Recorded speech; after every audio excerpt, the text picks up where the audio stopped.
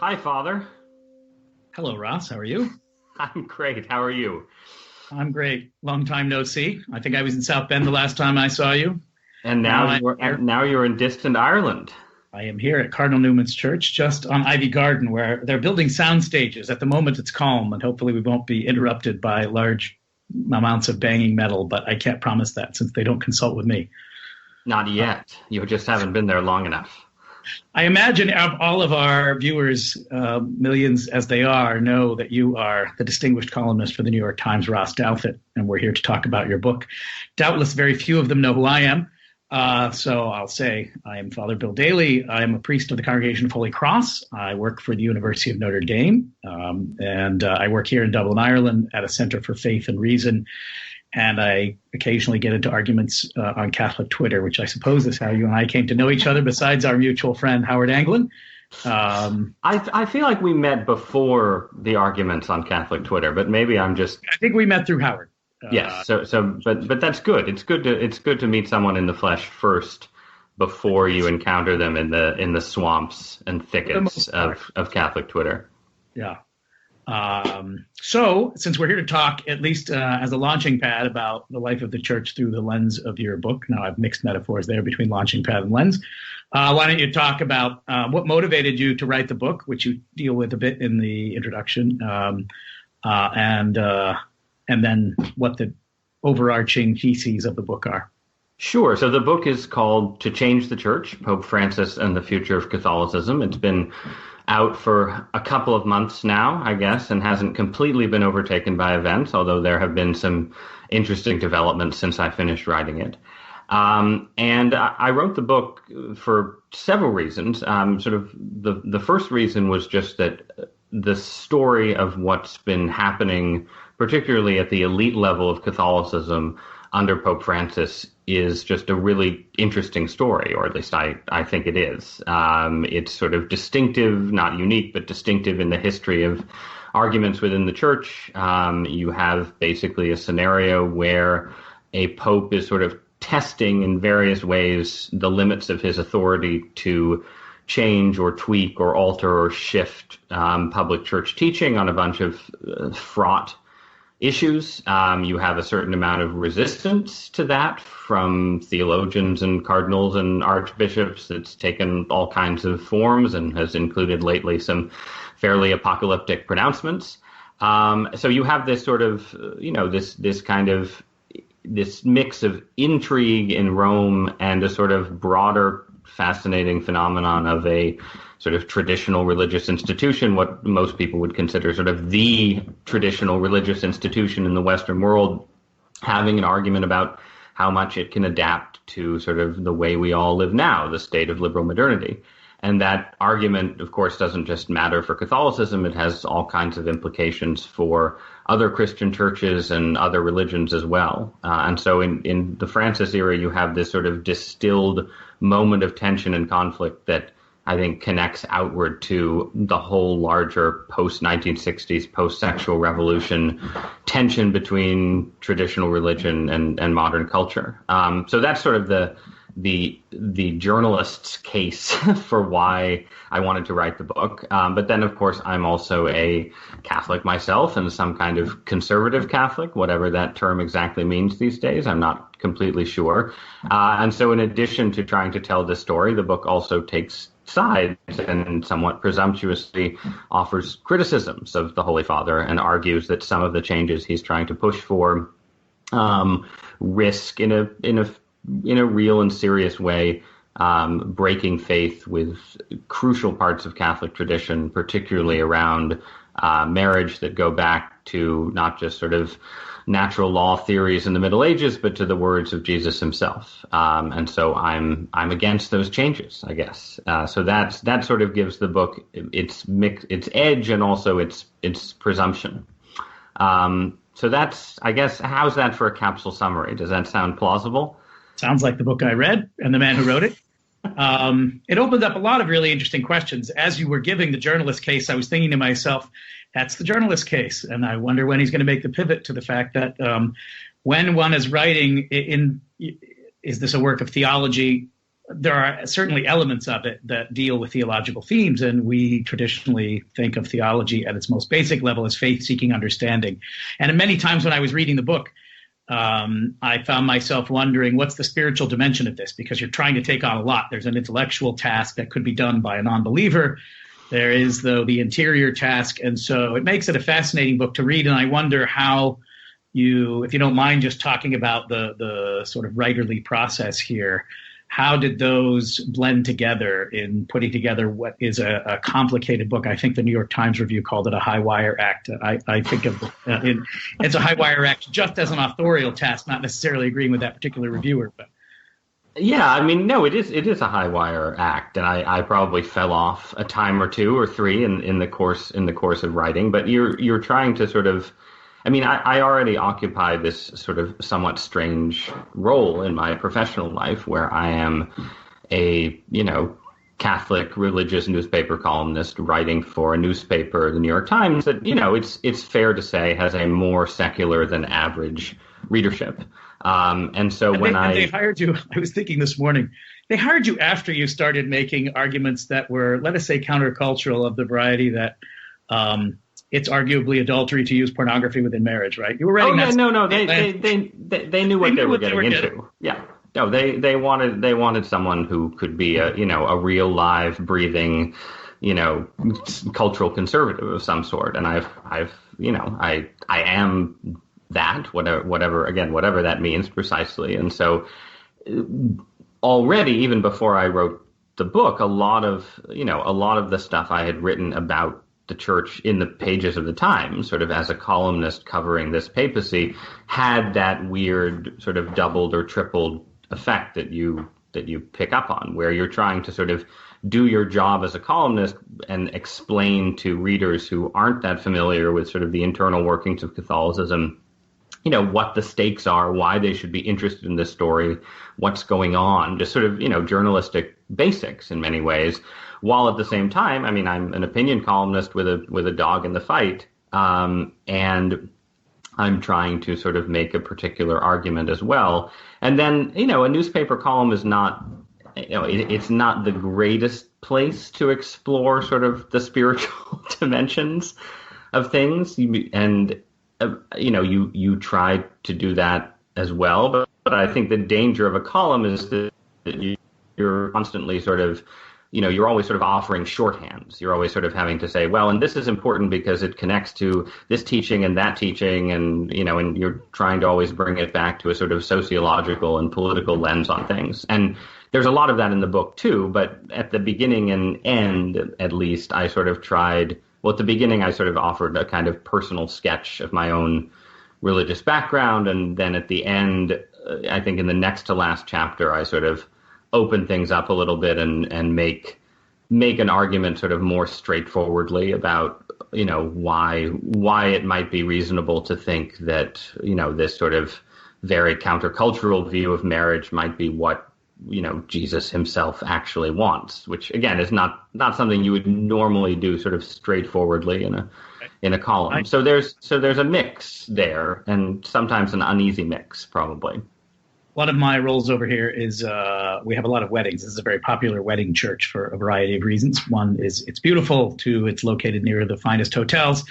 And many people, their parents would have been married here. They'd have been baptized here. So reading actually just that account of that was at your most rhetorically powerful, I would say, where you down through the centuries, something like that was the phrase that may have been used 5 sentences in a row or something. So it was well done. It was edifying, I thought. Now, may I ask 2 personal questions? One would be quite personal in a sense, though I don't think inappropriate for the forum, and then a second. The first is, when I was in the seminary, if I had been studying theology that I found not the most thrilling, maybe not even correct, if I found myself getting angry or frustrated, I would take it to the chapel and remind myself that, this is doing this in service of God, and I would sort of be in a kind of come Holy Spirit mode. Did you find yourself in trying to write this book gracefully and graciously, which I think you did do, having to say or choosing to say, come Holy Spirit, or some kind of equivalent? Was it an act of prayer in the writing, or is it more? There was a lot of praying. I don't know. I mean, I think that. I mean, one of the things that I say at the outset of the book is that one thing that maybe is useful for readers to know about me is that in spite of the fact that I've ended up in this weird position as some sort of, defender of Catholic orthodoxy in the pages of the New York Times, I'm not a temperamentally intensely devout person. I sort of have a somewhat abstract and intellectualized approach to faith, which obviously can be a weakness. And that, what that means in a sense is that, that's sort of useful in certain ways for writing a book like this, because it gives you need a certain kind of distance. I mean, one of the things that some of my fellow conservative Catholics who have been sort of really upset by this pontificate have said to me after reading it is, well, I was really impressed that you seem dispassionate in all these various ways, when if I were writing this, I would be much angrier or something. And there, I think that's the strength and weakness of my own religious temperament, right? That I can sort of, I can make an argument about something that I think the Pope is doing that is extremely dangerous and potentially damaging to the faith and damaging to souls and so on. But I have this certain distance from it where I end up writing about it in a fairly ironic way. So that's a strength, but at the same time, it's also potentially a weakness, because the flip side of this is, I'm writing a book criticizing the Pope, right? And, the Pope is a figure who is to be regarded by Catholics with a certain degree of, sort of filial piety, basically. And I think the question that sort of lurks over a book like this from a conservative is it sufficient? Is it done in a sufficiently pious spirit? Is there enough serious prayer behind it? And there are people, I think of like Matthew Walther, for instance. I don't know if you ever read his work, but you do, yes, right, Catholic Twitter, right? But he's a columnist for The Week right now, and I don't think he and I have had this argument explicitly, but he's much more traditionalist in many ways than I am. Like, he's a real traditionalist, whereas I'm whatever I am, I'm not that. But his attitude towards basically everything that has gone on in the Francis era has been, the ordinary Catholic's response to that should be to pray the rosary more often and to recognize that, whatever is going on in Rome is often a mess, and it's not edifying to dig into church politics too much. And you can accomplish much more for the church and for the Holy Father through prayer than through this kind of sort of perhaps scandal-creating public argument. And I think that's the point you make early on in the book about how we know much more about what's happening in Rome now. You can't just, that's my right, and that's sort of my for centuries we wouldn't have known what's happening. Right, and for journalists, I mean, the challenge of the journalist is that the lay Catholic does not have an obligation to know everything that's happening in Rome. And indeed, it's definitely not edifying to know everything that's happening in Rome.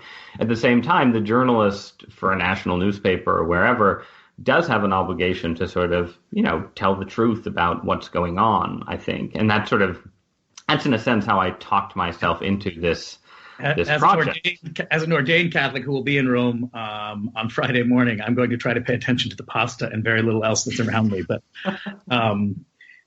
so that leads to the second question. In some ways, when you talked about how others might have written the book or found themselves, did you find that in the process of writing the book and coming to the conclusion, it left you more optimistic, less optimistic? Did it change how because obviously you'd have done a great bit of research. Many of the details of the book were familiar to me. Some of them were new. I presume that was true of you in putting in the work and the research to get the first draft of history right. Did doing all of that shift you in any direction, either temperamentally or intellectually? I mean, I guess it's not possible to sort of wade deeply into Catholic history without gaining a certain kind of perspective on our own challenges, right? And, so to the extent that the book required sort of, digging into medieval controversies about papal authority or the Jansenist Jesuit battles of the 17th century or any of the other historical examples that I surface, in that sense, it can't help but make you more I don't know if optimistic is the right word, but at the very least sort of realistic about the extent to which theological controversy is normal in the church, battles over papal authority are normal in the church, even if this is a distinctive moment, and I think that it is in many ways. It's not, it's not the first time that the church has seemed sort of divided all the way to the top and so on. All this has happened before, and it will happen again. So in that sense, it I suppose did sort of temper whatever pessimism I'm prone to. I think the other side of that, though, is that I spent a certain amount of time, especially at the end of the book, trying to envision different futures, right? And sort of a future for the church where, for instance, I'm just wrong, right? And Pope Francis, and certainly the people around him and the people he's appointed are right, and the church can change in these various ways and can achieve some kind of truce with the sexual revolution effectively and sort of go on from there to a new age of evangelization. So I tried to sort of sketch out that scenario and also sketch out scenarios where conservatives or traditionalists are right and sort of aspects of the Francis pontificate end up being corrected or even repudiated. And in that process, I just ended up sort of more and more uncertain about what the heck is going to happen with Catholicism going forward. It seems, I'm not sure if I used this line in the book exactly, but it seems like the conflict, to the extent that you can make it a binary one, between liberal theology and conservative theology in the church, is a conflict between an extremely resistible force and an extremely movable object, in the sense that both the conservatives and the liberals seem to have such obvious weaknesses that make it hard to see how either of their syntheses can successfully sort of unite and govern the church going forward. And yet the conflict, which has been going on for 60 or 120 years, depending on how you date things, the conflict presumably won't go on forever, and so it's useful to imagine how it might be resolved. But it's very hard when you sort of set your mind to thinking about it. Thinking of it from here, across the street from St. Stephen's Green and on Ivy Garden, obviously we just had this referendum here in Ireland, which even in Ireland, were the anger at the church is well known, it's well known to journalists, it's well known to church people, most people were by two features. One, the lopsided nature of the referendum, removing the constitutional protection for right to life for the unborn, which had been placed into the Irish Constitution by a 2-1 margin in 1983, was removed now 35 years later by a 2-1 margin with 63% or so, as I recall, voting. And every single age bracket, even people 65 and over, voting to repeal in majority fashion. And the young voting like 85 to 15 or something, the 18 to 24-year-olds, I think. That's right. Yes, I was speaking to a friend of mine who works in this field, and he said there were 13,000 in that age bracket in all of Ireland, 13,000 young people who would have voted to retain the Eighth Amendment. And many of us have joked, but it's what they call in the South, I think, joking on the square, that the only thing that could have made this closer is if the bishops had come out in favor of abortion. That might have made the vote, more like 55 to 45, because there was definitely an element, certainly, I think, in the celebrations after the vote of we're finally putting, the last important vestiges of Catholic Ireland behind us. So that's an event that just happened, and now we anticipate a visit by Pope Francis for the World Meeting of Families, which is going to be built around a catechesis on Amoris Laetitia. So reading your book once again and reviewing it for this conversation had me thinking it is an unknown future, and it'll be very interesting to see. And you mentioned at the outset that you think some interesting things have happened, so I suppose we should pivot there now since the book has been published. First, what were the most striking positive or negative reactions, any surprising reactions to the book once it was out there? I mean, I was surprised that Cardinal Dolan of New York had me on his radio show to talk about it. That was a little bit surprising. I was grateful for the opportunity. It was a very friendly conversation. But otherwise, I mean, I don't think there I don't think, I'd say the secular reviews have been a little more positive than I expected, which is nice. The sort of Times, Washington Post, and so on, they all end up disagreeing with my argument, but they seem to sort of, offer a certain amount of respect for at least the effort I put into making it. So that's always nice. And then I'd say sort of the internal Catholic argument, there have been two sort of modes of reaction from people inclined to sort of defend Francis's moves. One has been a kind of spluttering, furious, how can you say this? You're totally wrong about everything. The Michael Sean Winters wrote a review for the National Catholic Reporter that sort of went in that direction. But then the more common one has been what I think is sort of a very common sort of liberal Catholic style these days, which is a sort of breezy, self-assured, oh dear boy, your faith is sincere, but you must see that the church is always changing and will continue to change. And, you just need to be a little more relaxed about it and recognize the movement of the Holy Spirit. I'm sort of paraphrasing a little bit, but so there's been a lot of that. I've been a little disappointed that, in one of the things that I'm trying to do in the book is sort of challenge Catholics who favor a kind of liberalization of the church to sort of explicate what their system is, right? I mean, I think that the weakness of liberal Catholicism is that it tends to sort of just fall into a kind of, well, we did this, and now we're going to do this, and now we're going to do this, without, and this, we can make this change because we made this change, which points to that change, and so on, none of which sort of offers what, I think the church ultimately needs, which is just theory of, you're, to speak to where you are and John Henry Newman, a theory of the development of doctrine, right? And I think the conservative theory under John Paul II had some weaknesses, which the Francis pontificate has exposed. But I think liberal Catholicism is sort of in search of a theory and sort of prefers in certain ways not to have one. And I don't think that, I don't find that intellectually plausible or satisfying. I don't think it works for the long run. So I've been sort of hoping to coax that out of the people I'm arguing with a little bit, and I don't think I've quite done that yet. But I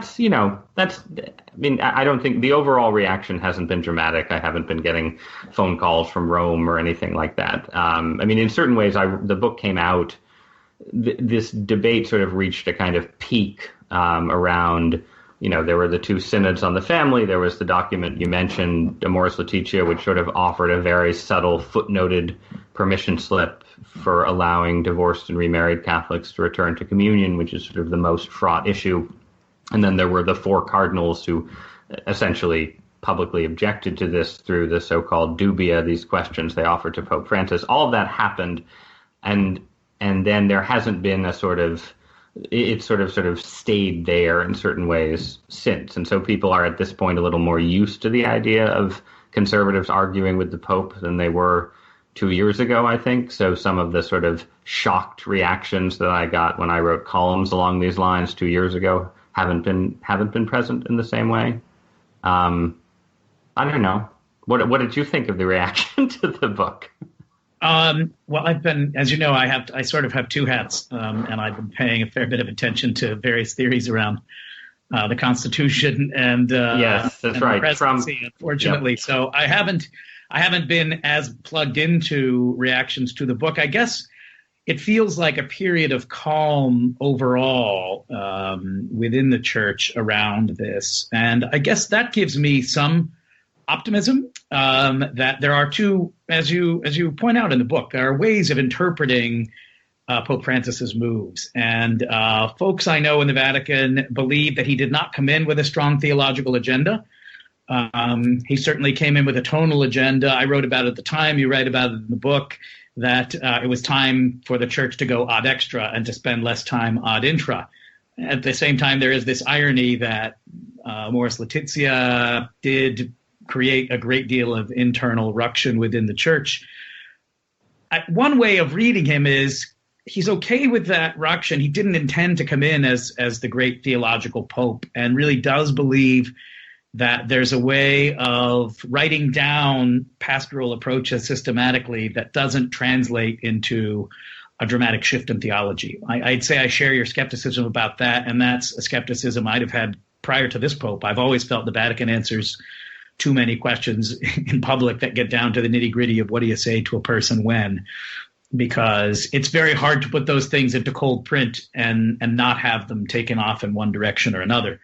I guess another observation I would have about the difficulty right now for the church that has nothing to do in particular with Pope Francis is who are the great theologians of our time, the great systematic thinkers. I would say, based on my training, the best theologian of our era has been Pope Benedict, Joseph Ratzinger, and he's in an obvious twilight of his career as a writer and theologian, and it obviously had to take a different turn when he became the Holy Father, and then the Holy Father Emeritus, Pope Emeritus, the official title.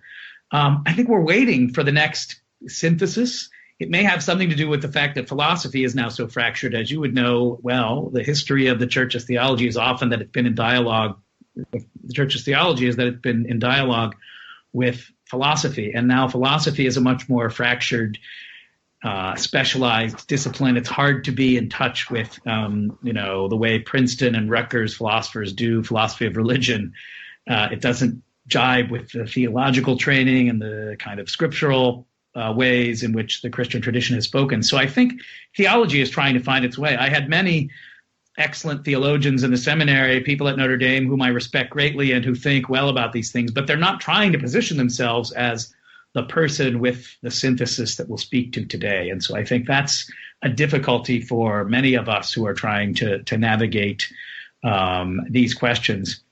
Do you have a sense how this question, the central challenge in the book is Amoris Laetitia and the move around marriage?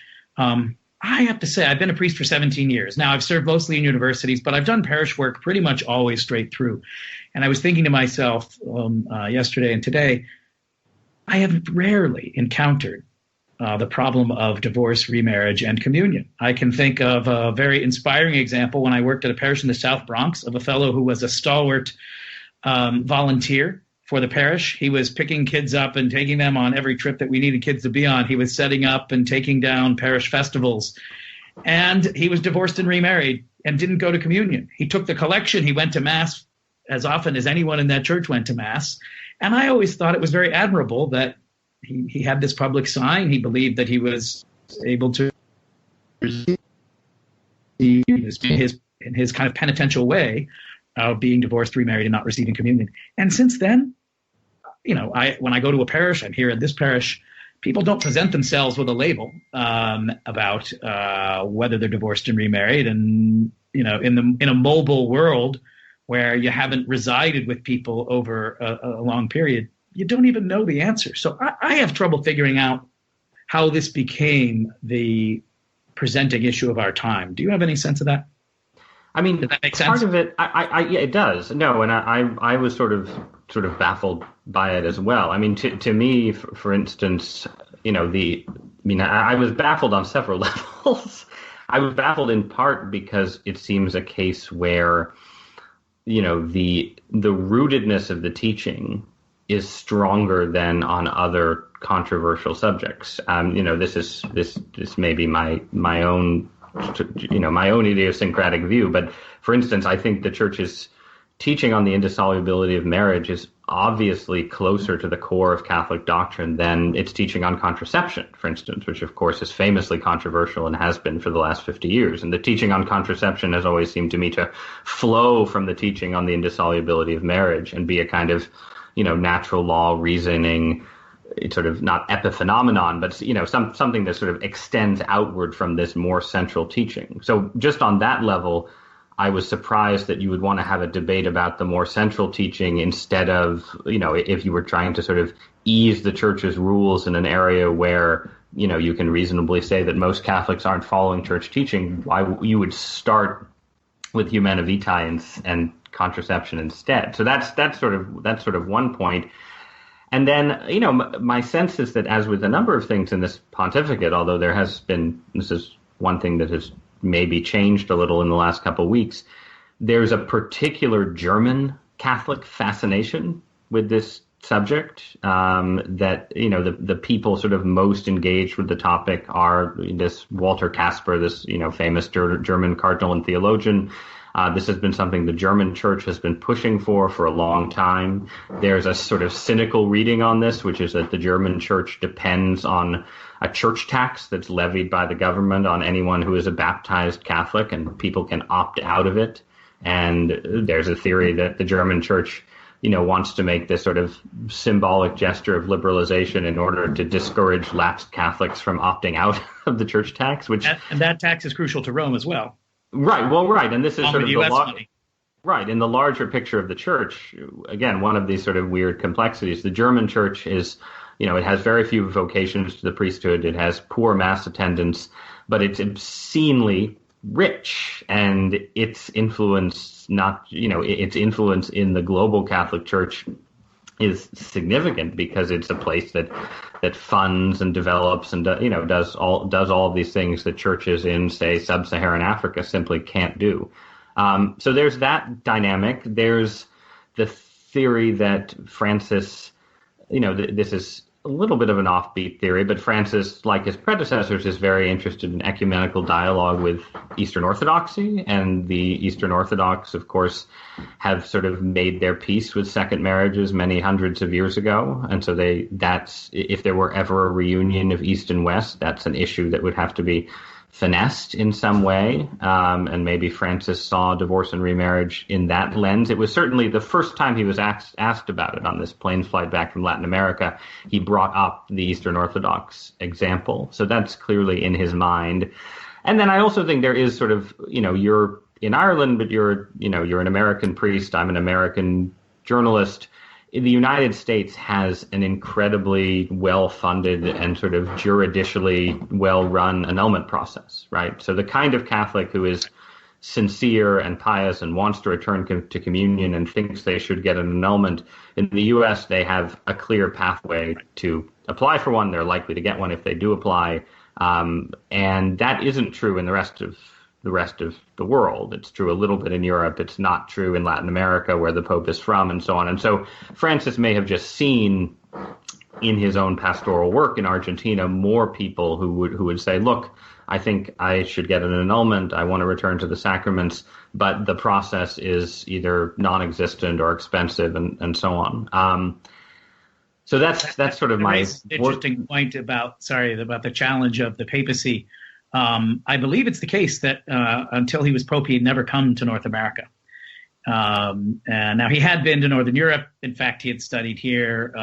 He was studying some English in Ireland. He lived with a Jesuit community. I'm living with Jesuits up the street from the church here. And some of them would have lived with him at the Milltown Theological Institute, I believe, which would be an important property that the Jesuits have here in Dublin. So he had some exposure, certainly, to the North. But he's brought a perspective of the South, certainly in many ways unrelated to this particular thing. And then, of course, if you come in as Pope, you've got to say, okay, I come from South America, or I come where everyone comes from. What's the African church like? How do you possibly think of an agenda for where you should be? Obviously, that's a come Holy Spirit moment for anyone. Right. The papacy is this incredibly impossible job in terms of sort of it's not just the scale of the church, but the fact that, as we were saying earlier, the Pope, modern communications means that the Pope is not a distant figure. So if something is happening in Kenya, there has been a controversy over a diocese, I think it's in Nigeria, that is sort of refusing a papal appointment, and this is, the papacy has to deal with that kind of dynamic, even as it has to deal with sort of, the culture wars of the West, and something we haven't talked about, this attempt to sort of cut a deal with the Chinese government to allow the Catholic Church in China to reunify its underground church and its sort of communist-run church. So you basically have to you're sort of running a global empire without the power of an emperor.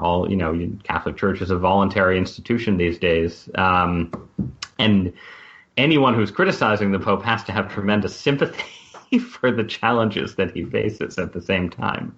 What do you make of the most recent episode wherein the German Bishops' Conference, not unanimously, but by majority, have been trying to enter into intercommunion in some more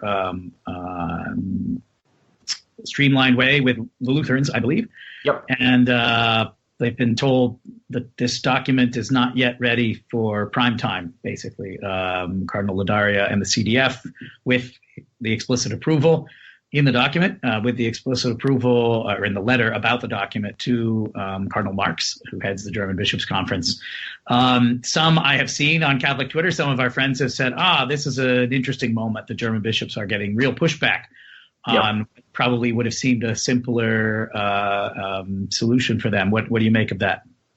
I think it's real. I mean, I think we've seen in the last 6 months, really for the first time, I'd say for the first time since early in the pontificate, a sense that sort of the liberal side of these Catholic debates has sort of gotten out ahead of the Pope in certain ways. I mean, my basic view is that I agree with what you said earlier. I don't think Francis came in with a sort of deliberate theological agenda. I think he had a pastoral agenda that focused particularly, for whatever reason, on divorce and remarriage, and that sort of aligned him with the liberal faction in the church. And then he was resisted by conservatives. And, when you're resisted, you tend to think worse of people who are resisting you.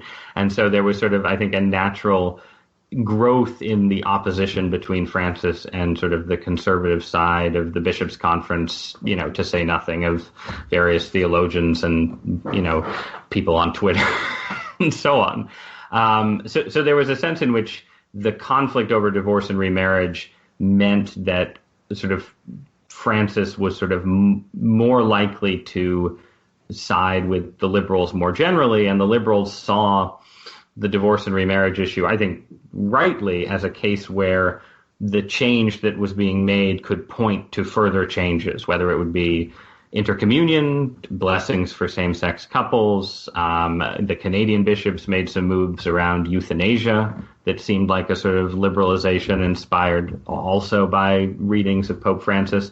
And again, it's only in the last 6 months, first in a couple of specific cases, these cases of Charlie Gard and Alfie Evans, these two kids in the UK, where there were these big sort of end-of-life controversies. And without getting into details, you could say in the shorthand that there was a sense among people who didn't know this or were seen as his allies, either in the English Bishops' Conference or in the Pontifical Academy in Rome, that these were cases where the government or the hospital should be given the benefit of the doubt, and the conservative Catholics who are upset about this were, making too much noise and so on. And then Francis, in both cases, but especially in the latter case, very publicly intervened on the side of the parents who were fighting to have an extra treatment for their kid or keep their kids alive and so on. And so those were interesting case studies in where Francis's appointees or allies seemed to go further in a kind of, liberal or, let's trust the Western establishment kind of direction than Francis himself. And those were one-offs. But then, you have this case in Germany where I think, the German bishops are essentially trying to apply the model of divorce and remarriage in a way to the intercommunion debate, and basically say, well, if we're doing communion for the remarried case by case, we can do intercommunion case by case, which ends up meaning a kind of blanket permission slip. And again, without sort of being harsh about it in this case, Francis, through the Congregation for the Doctrine of the Faith, has, at least for now, reined them in. Not in a way that says this is absolutely out of the question, but at least in a way that suggests that he's saying, look, Germany, you've run this far, but I'm not going to let you run further, which contributes, I think, to what you were saying before, this sense of sort of, there's a kind of stability now that where it seems that Francis wants to go this far but no further. The more liberal dioceses and countries have sort of made certain innovations that other places, I mean, my sense is that lots and lots of bishops in the church are just sort of waiting, right? They're not, they're not going to issue some big new document on marriage and communion. They're going to wait for the next pope, right? Yes, I would say that seems to be right. Yeah. I know our time is drawing short. I want to plug the book for a moment. I think you've actually been unfair to the book. It's obvious what your position is. That's true. But the book, it does not force the reader there. I think you very cleverly lay out in that early chapter, there are three ways of looking at Vatican II and what's happened since. I think they're very fair characterizations, and they do capture real interpretive camps within the church about this time. And then you lay out the history with its implications, its intellectual implications, its ecclesiological implications. You have your stake in it, but at least to my mind, it's not tendentiously done. It's not forcing the reader. So I think anyone who's at all interested in these, whether inside or outside of the church, it's also in your characteristic way. I don't know how you manage to be both breezy, but always darned accurate and provocative. And you get a lot of really tough intellectual details right.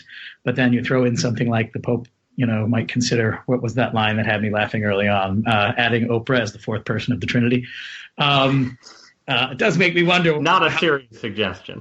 It does, right. It does make me wonder what people, when they read your books 200 years from now to get a sense of what the church was, they're going to have to find some, well, I guess they'll have the internet to tell them who Oprah was and why it's not completely. Oprah will be the God Empress, she'll have achieved immortality and we'll all be living under her reign. So it won't be.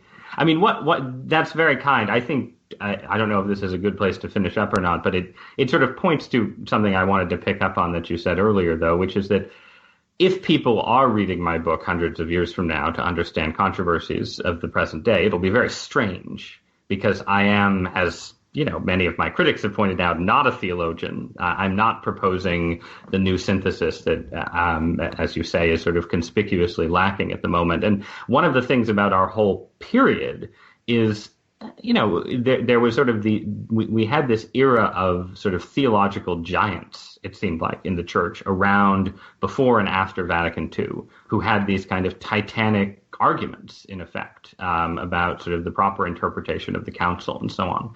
And they don't really Thomas, end of church history.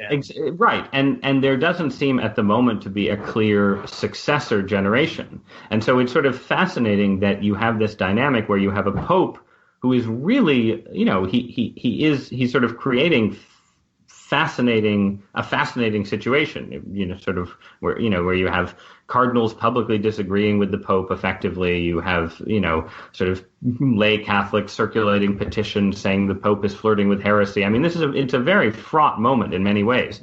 And yet the people who are really going hammer and tongs about it are mostly sort of, hack journalists, right? I mean, you don't have sort of, nothing against hack journalists, but you would expect this to be a sort of Hans Kung versus Joseph Ratzinger kind of thing where, and you have it to some extent, but the people sort of in those roles are in their 70s and 80s. And, just to take an example of someone who's sort of another figure of our age, your fellow priest, Father James Martin, who I've had public debates with and,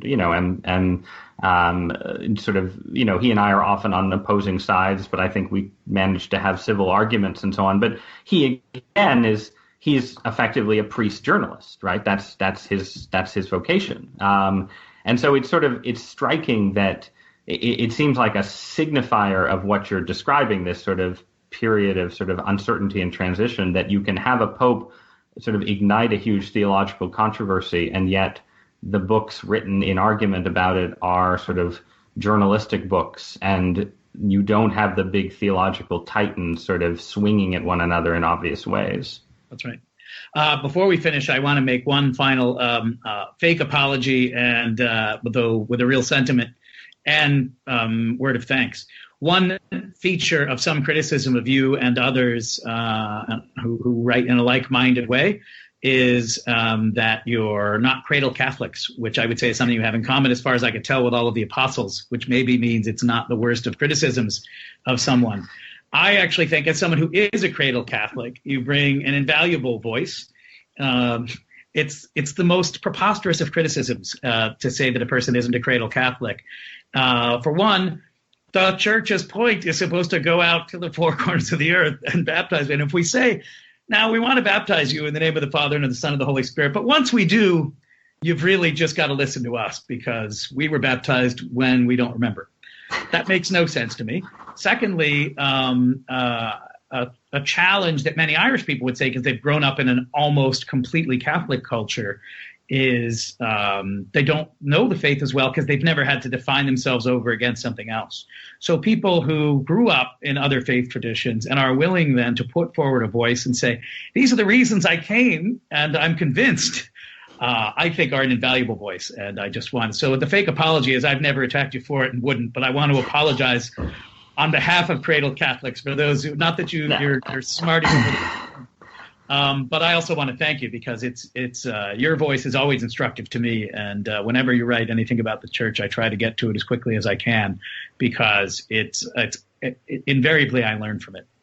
Well, that's very kind and probably too flattering. And one thing I do say at the outset of the book is that I was a convert as a teenager, so I am in the ranks of converts. I'm a sort of unusual figure because it was sort of my mother's spiritual journey more than my own that ended up propelling us into Catholicism. So I like to think that I have either the worst of both worlds or the best of both worlds, depending. That I sort of have enough teenage Catholic experience, at least, to sort of see things a little more from the Cradle Catholic's point of view, even as I retain the whole sort of, I read G.K. Chesterton and now I'm a Catholic thing that converts tend to carry with them.